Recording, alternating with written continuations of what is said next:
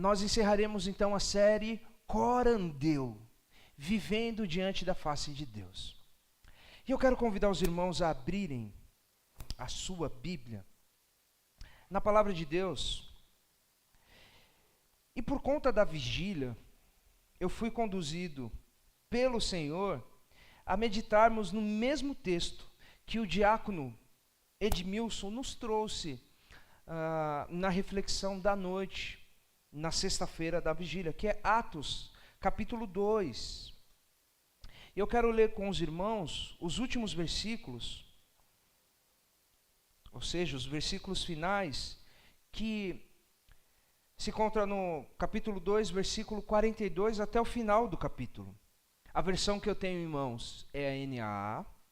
Você pode acompanhar na sua Bíblia e deixe ela aberta. Deixe ela aberta aí. Eu ainda terei o costume de cumprimentar os irmãos que estão conosco, cultuando de casa. Algumas irmãs da melhor idade, que não podem mais cultuar à noite, agradeceram aos irmãos pelo empenho. A mensagem tem chegado nos lares também, e até onde Deus permitir, ela chegará. Então, sejam todos bem-vindos. Os irmãos que estão conectados conosco pelo YouTube, bem-vindos, que Deus os abençoe. Amém? Todos comigo aqui, Atos capítulo 2, a partir do verso 42, diz assim: E perseveravam na doutrina dos apóstolos, e na comunhão, no partir do pão e nas orações. Em cada alma havia temor, e muitos prodígios e sinais eram feitos por meio dos apóstolos. Todos os que criam estavam juntos e tinham tudo em comum. Vendiam as suas propriedades e bens, distribuindo entre todos à medida que alguém tinha necessidade. Diariamente, perseveravam unânimes no templo, partiam pão de casa em casa e tomavam as suas refeições com alegria e singeleza de coração.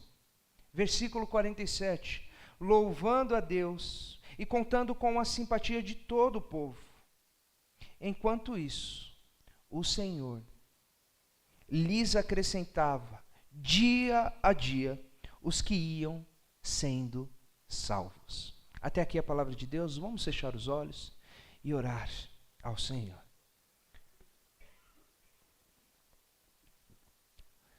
Ó Pai, exaltado seja o teu nome, Senhor. Nós somos o teu povo e necessitamos da tua doce voz falando conosco. Portanto, pedimos, Senhor, que o teu Santo Espírito ilumine a nossa mente, que nosso coração, ouvidos, mente estejam nesse momento cativos, ansiosos e necessitados por ouvir a tua voz. Fale conosco, Senhor. Nós pedimos isso humildemente, no precioso nome de Cristo Jesus. Amém e amém. O tema, então, dessa última mensagem é Corandeu, vivendo diante da face de Deus, a vida comum, o dia a dia. Irmãos, vivendo diante da face de Deus, a proposta dessa série de mensagens convida cada um de nós, ou seja, a igreja de Cristo Jesus, a uma fé coerente. Que aquilo que nós professamos com os lábios seja evidenciado com a maneira que a gente vive o dia a dia, a vida comum. Nós não precisamos de uma vida extraordinária para mostrar ao mundo que somos do Senhor. Nós precisamos viver a nossa vida com essa consciência que estamos diante da face de Deus, que o nosso Deus nos enxerga onde quer que estejamos, e com isso, com temor, com alegria, possamos então viver essa fé coerente, irmãos, madura e integral, na qual cada área da minha e da sua vida é colocada sob o senhorio de Deus, para a glória do próprio Deus. O texto nos diz então, e por que esse texto foi escolhido para falarmos sobre a vida comum? Esse texto é por muitos considerado o texto que descreve a igreja ideal, mas não a igreja real. Entendem a diferença? Ideal é aquilo que nós... Eu acho que eu vou mudar de microfone, gente. Tem certeza? É? Então tá bom. Então eu vou ficar com vocês. Ideal, para nós, é aquilo que idealizamos, aquilo que nós criamos até expectativa, mas que às vezes é muito distante para acontecer na nossa vida. Eu vou exemplificar a vocês. Quando eu estava no seminário, eu tinha um ministério ideal na mente. E aí, dizem que a diferença do pastor para o seminarista, sabe qual que é? Alguém arrisca dizer? Pastor prega muito. O seminarista faz o quê? Prega mais que um pastor. Certo, não sei. Qual que é a diferença, irmãos? Experiência. Olha só, dizem que a diferença entre o seminarista e o pastor é que o pastor acha que sabe de tudo. E o seminarista tem certeza que sabe de tudo. Então, na minha prepotência de um seminarista, eu olhava assim para o ministério dizendo, se eu fosse pastor de uma igreja, eu não faria dessa forma. Eu faria diferente. Porque eu sou o alecrim dourado. E eu faria tudo diferente. Eu dirigiria a igreja dessa forma. Eu dedicaria mais tempo ao pastoreio dos irmãos e assim por diante. E aí acontece que Deus me conduziu ao ministério. E ao ser ordenado como pastor auxiliar, e já acompanhando, por exemplo, o pastor Paulinho, eu vi que o buraco era mais embaixo. Eu vi que aquilo que eu idealizava muitas vezes ficava só no campo da imaginação, porque o negócio não é tão fácil assim. Entendem que o papel do pastor é pastorear pessoas, e nós sabemos o quão cada um de nós somos difíceis. E aí eu fui descobrindo que havia o ministério ideal e o ministério real. Entenderam o exemplo? O exemplo da minha vida. Então hoje eu caminho com os pés no chão, pedindo graça do Senhor em tudo que eu faço, porque eu necessito dele para correr bem. Eu sei que eu estou no começo, irmãos, e necessito da graça de Deus. E assim é com cada um de nós. Mas a realidade é que Atos capítulo 2, do 42 ao 47, descreve uma igreja comum, irmãos. Só que eles tinham uma postura diferente no viver. Por serem alcançados pela graça de Deus, por entenderem o que Cristo Jesus fez na cruz do Calvário. Isso impactou tanto a vida desses irmãos que eles viviam dessa maneira. Mas eu quero dizer aos irmãos que não é apenas uma igreja ideal, é uma igreja que pode viver de maneira parecida, dadas as proporções do contexto histórico que vivemos, mas podemos viver, irmãos, de forma parecida. Precisamos entender que cada igreja existe e responde ao mundo da forma que Deus conduz a história. Nós estamos aqui, portanto, no dia 1º de março. E precisamos então identificar como nós podemos ser crentes em Cristo Jesus e viver uma vida comum que glorifica a Deus. Essa é a questão. Viver diante da face de Deus a nossa vida comum. O que acontece é que precisa mudar algo na nossa mente. Algo na nossa postura ao reconhecermos que Cristo Jesus é o nosso Senhor. E impactar este bairro. E impactar as pessoas que estão ao redor de nós. Porque se a igreja não consegue fazer a diferença onde está, o que ela está fazendo? Entendem? E perseveravam, diz o versículo 42, na doutrina dos apóstolos, na comunhão, no partir do pão e nas orações. Lucas retrata então o autor, o escritor de Atos, o historiador Lucas, ele retrata a dinâmica da igreja primitiva, com uma postura tomada por cada um deles diante de Deus. Eles eram perseverantes na doutrina, ou seja, eles levavam a sério aquilo que era ensinado a eles, e procuravam viver de forma coerente com o ensino, com aquilo que eles eram conduzidos através dos apóstolos. Eles perseveravam não só no ensino correto, mas na comunhão, irmãos. A pergunta é, será que temos vivido assim?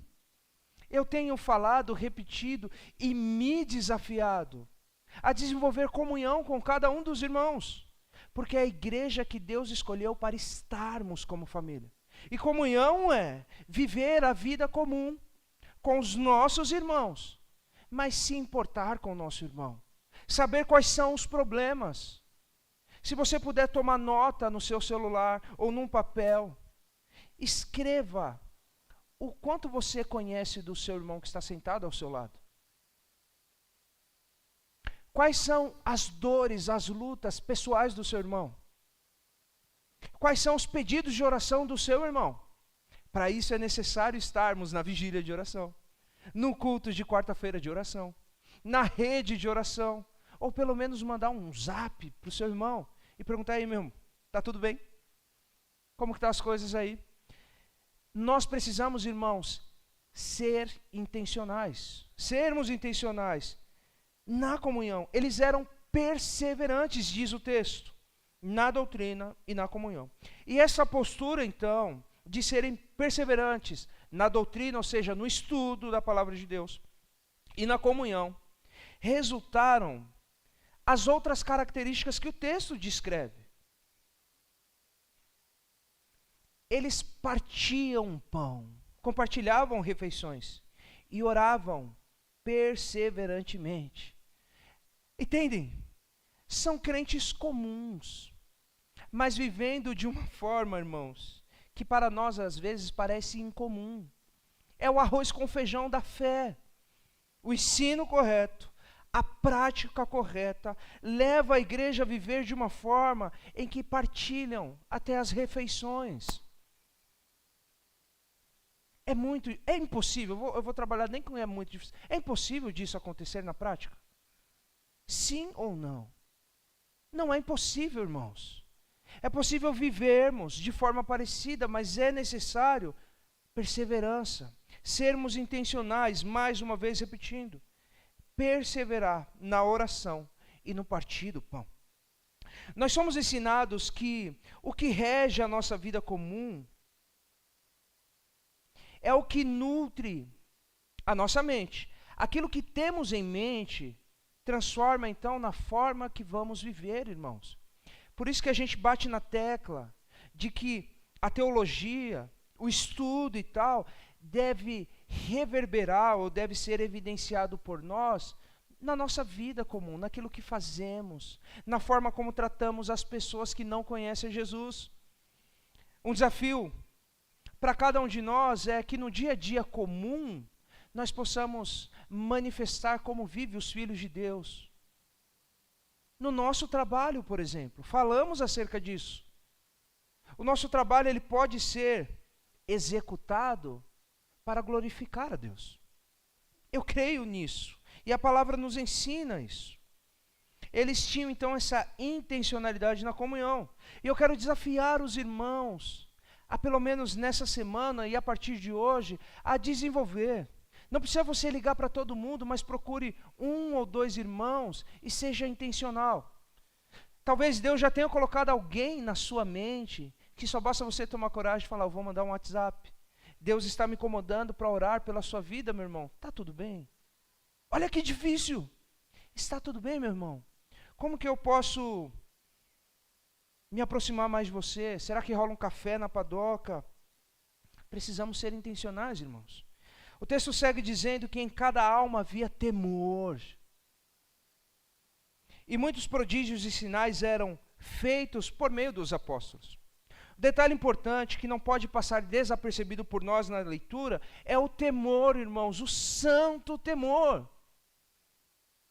Eu fico pensando que se a gente compreender que na nossa vida nós estamos diante de Deus, nós vamos pecar menos. Entendem? Há pecados que nós sabemos que todos os pecados desagradam a Deus, mas às vezes a gente cai naquele mesmo pecado.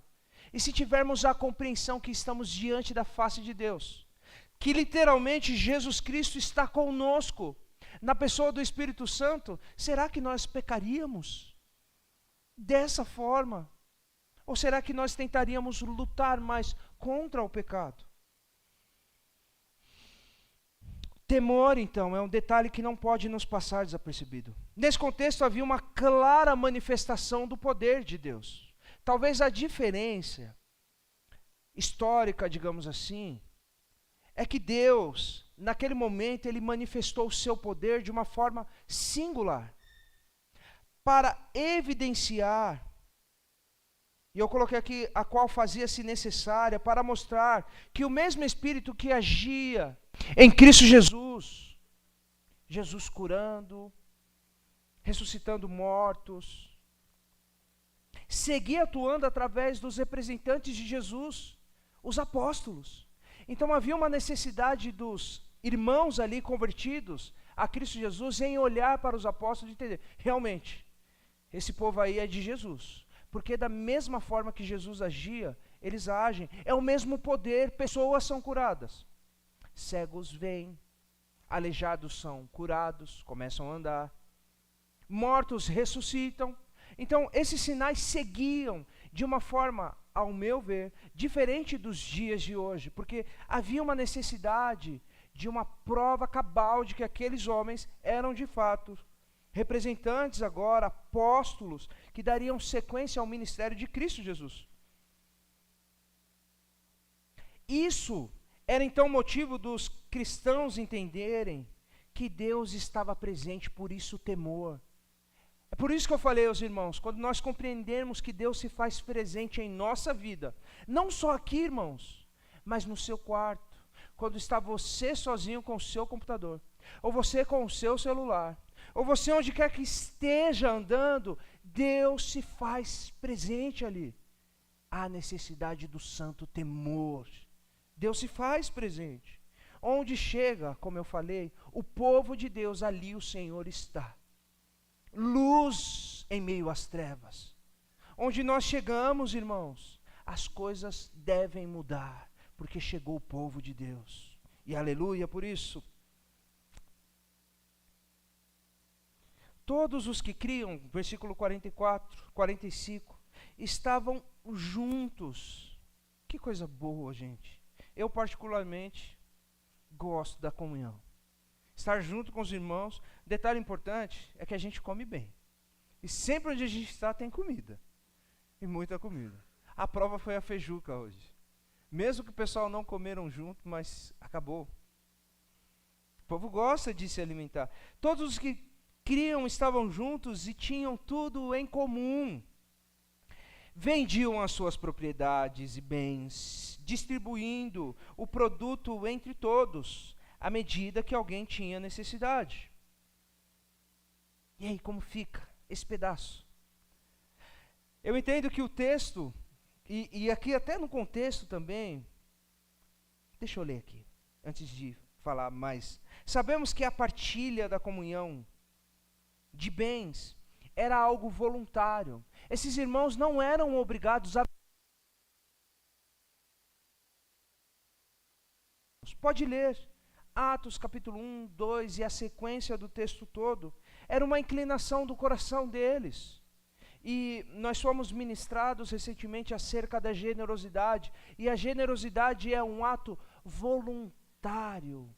Deus propõe algo no meu e no seu coração, e nós fazemos isso não por obrigação, não querendo obter algo em troca, mas reconhecendo que tudo que temos e somos pertence ao Senhor.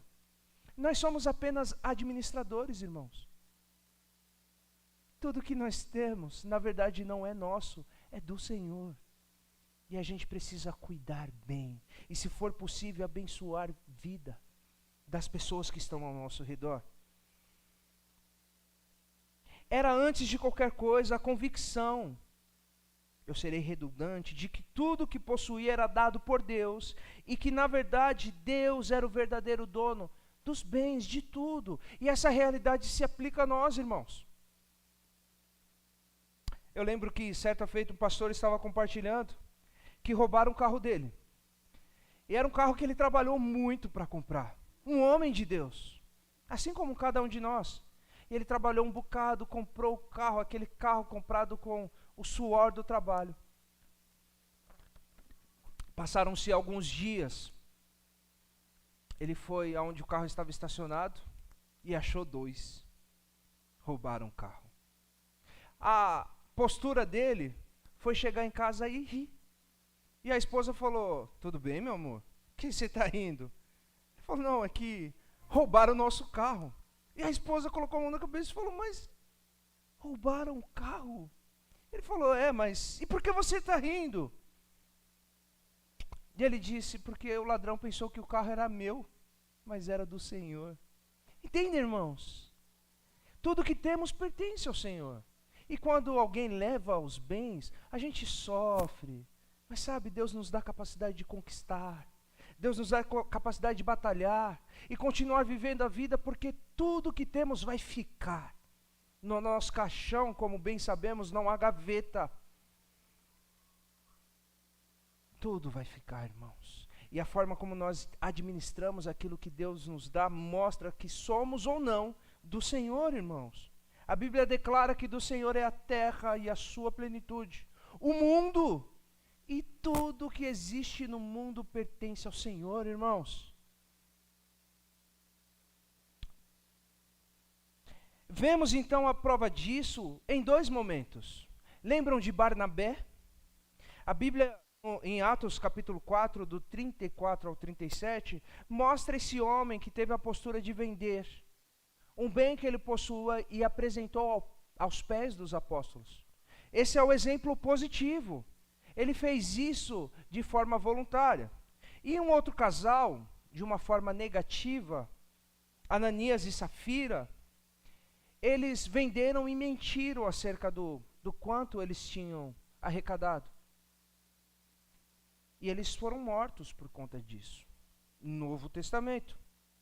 Exemplos, então, que mostram que nós podemos ser generosos de verdade ou fazer as coisas de forma a mascarar, a só dizer que nós estamos fazendo para cumprir o protocolo. Eu quero dizer, irmãos, que Deus ele não precisa do nosso dinheiro.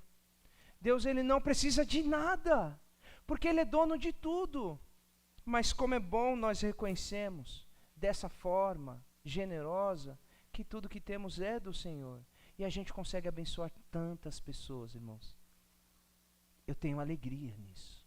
E eu espero que cada um dos irmãos tenha uma alegria em viver dessa forma. A vida comum, então, vivida diante de Deus, leva-nos, irmãos, a um outro patamar de generosidade e comunhão. Não precisa viver dessa forma. Há uma discussão que eles esperavam que Jesus voltava logo. Alguns dizem, por isso que eles vendiam tudo que tinham, porque Jesus vai voltar em breve. Mas a bem da verdade é que o princípio desses nossos irmãos deve ser aplicado por nós. Generosidade, irmãos. Generosidade. Há tantas formas de abençoar pessoas, eu quero repetir mais uma vez, não é apenas com o dinheiro que nós abençoamos. Qual é o bem mais precioso que temos, irmãos? Além da vida? Tempo. Tempo. E ter irmãos carentes de tempo dedicado.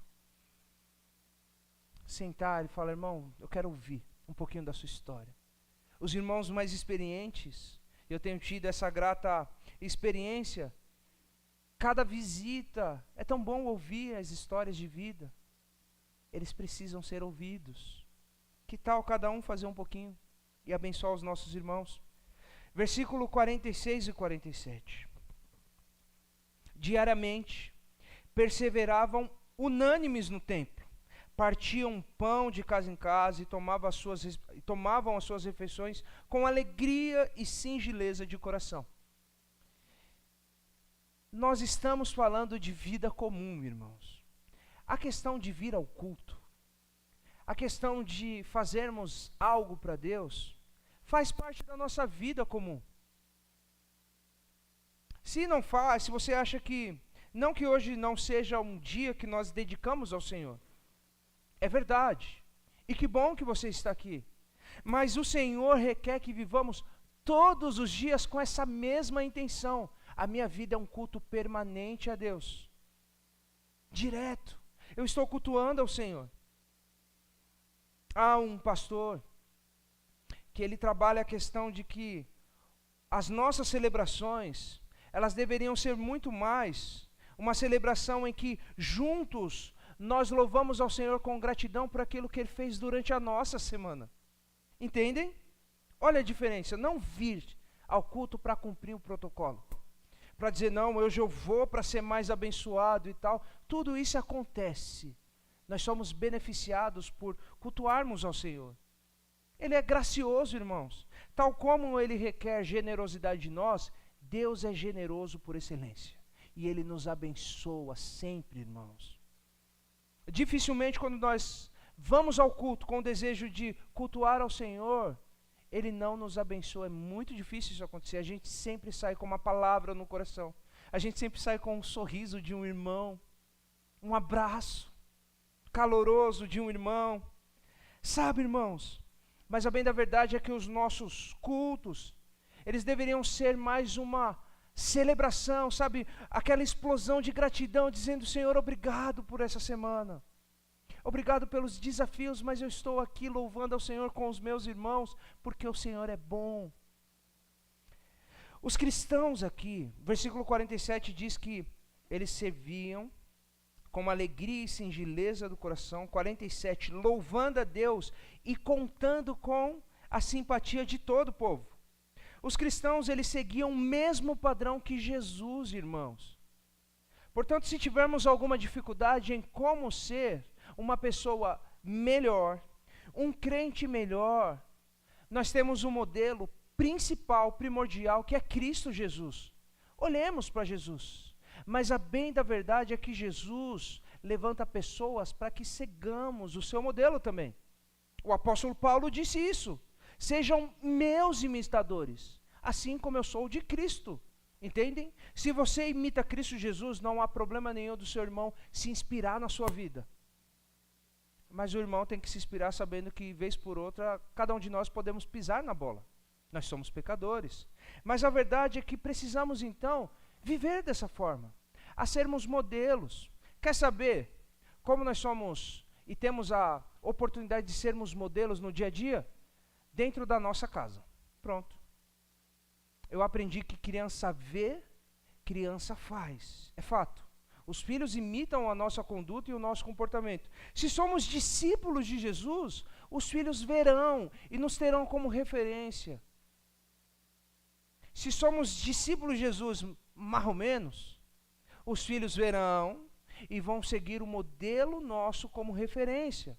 Nós temos a responsabilidade, então, de viver o tempo todo seguindo a Jesus, com temor, seguindo os passos deles. Então, os cristãos, eles imitavam o mesmo modelo, o padrão de Jesus, e agora, caminhando com os apóstolos, eles tinham esses apóstolos como modelos de conduta, de vida, tomada de decisões. Eles seguiam cultuando no templo, tal como Jesus fazia. O evangelho expandia-se então para fora das quatro paredes. Jesus, ele ia ao templo, mas o negócio pegava mesmo é quando ele saía pelas portas do templo. Na vida comum de Jesus. E aonde nós temos os registros do que Jesus fazia, irmãos. A comunhão aprendida de Jesus era prática na vida deles. Eles partilhavam o pão lá no templo e fora do templo também. A mim me parece, irmãos, que nós às vezes perdemos isso. Às vezes nós achamos que só fazer aqui está muito bom. É necessário que os irmãos, e por isso que eu defendo uma questão, que nós precisamos não ter uma agenda tão cheia, porque uma agenda cheia de atividades na igreja impede a gente de viver o cristianismo na prática, irmãos. Que bom será, porque vai acontecer em nome de Jesus, é ver os irmãos reunidos, comendo pizza juntos e falando de Jesus, partilhando as dores, orando uns pelos outros, vivendo, sabe? Assim, não é ser intrometido, mas viver com um irmão, se tornando amigos na caminhada, irmãos de fato. Porque eu não sei se você sabe, mas a pessoa que Jesus Cristo salva e coloca do seu lado é a mesma pessoa que vai passar a eternidade com você. Por que não começar a usufruir disso agora? Entende? Nós vamos passar, irmãos, não é um dia, não são 2 dias, não é uma noite, nem 2 noites. Passaremos a eternidade ao lado das pessoas que são salvas por Jesus. Isso inclui a mim, a você que é salvo e cada pessoa que o Senhor salvar, a eternidade juntos. Por que não começar agora a dedicar um pouco do tempo? Eu sei que a agenda sua é corrida, a minha também. Eu sei que problemas nós temos, eu também tenho. Mas, irmãos, nós precisamos abrir espaço na nossa agenda para viver assim, partilhando o pão. Outras descrições importantes de Lucas, e uma descrição aqui para mim que talvez soe como uma das mais importantes nesse trecho, é a alegria e um coração singelo, irmãos. Eu não sei se vocês percebem, mas o crente ele é diferente, ele tem uma alegria que vem do alto e isso contagia. Se você não vive de forma alegre, meu irmão, peça ao Senhor, porque a Bíblia declara que a alegria do Senhor é a nossa força, meu irmão.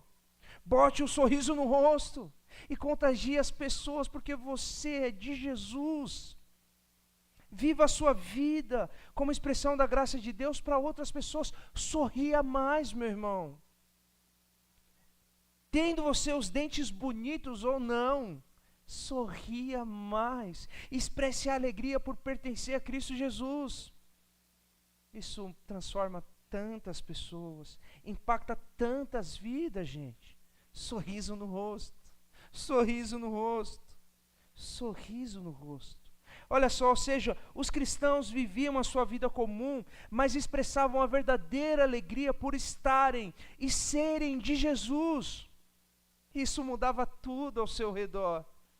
Irmãos, eu digo isso com toda a convicção.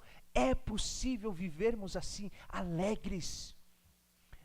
Eu vou repetir. Nós temos um monte de dificuldade. Às vezes o dia judia da gente, irmãos. Mas o que são os sofrimentos momentâneos para aqueles que sabem que são de Jesus, para todo sempre, que vão experimentar da vida eterna ao lado de Jesus, onde não vai haver mais conta para pagar, amém? Não vai haver mais boleto, não vai ter mais preocupação, não haverá mais sofrimento, tratamento oncológico, enfermidades, não existirão mais lágrimas. Nós precisamos nos alegrar, irmãos. Nós vivemos não como aquelas pessoas que não têm esperança, nós temos a viva esperança chamada Cristo Jesus. E o mundo precisa conhecer isso na nossa vida, irmãos. Nos alegremos mais, irmãos.